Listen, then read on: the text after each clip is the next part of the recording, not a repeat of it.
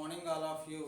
Now I am going to explain 8th class physics assignment 1. First question. Identify the forces acts on a smooth surface if any body placed. This is a smooth surface. A body is placed downward, gravitational force acts. Upward, normal force acts.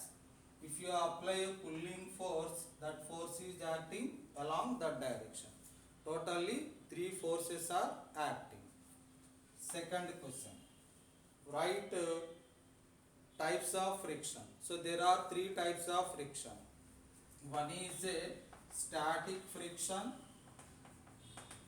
Second one is sliding friction. And third one is rolling friction. Third one is rolling friction. Next, third question. Differentiate between static friction and sliding friction. Static friction means the friction which come into play when the body is at rest. Sliding friction means the friction which come into play when the body is in motion. So that is the difference between static friction and sliding friction.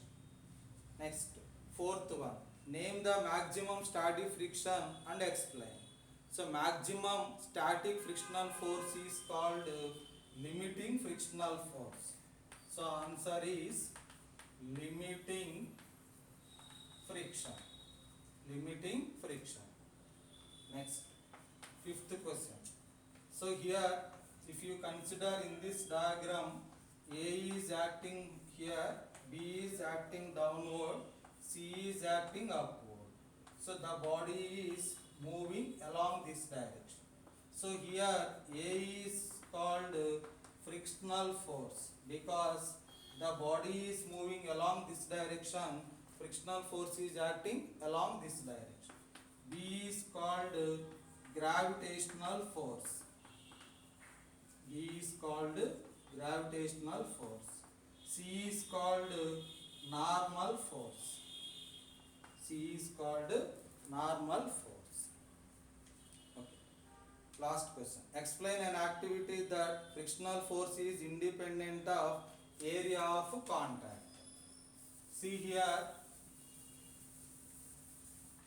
if you consider a rough surface, a brick is placed on the rough surface in this arrangement, and if you place same brick in this arrangement, if you want to move this brick in this direction, and if you want to move the same weight of the brick in this way, here the area of contact is less, here the area of contact is more, even though same amount of force is applied to move the body, because same amount of frictional force is acts. From this we conclude that frictional force is independent of area of contact. Whether the area of contact is more or less, the frictional force is acts same magnitude only. Okay, thank you.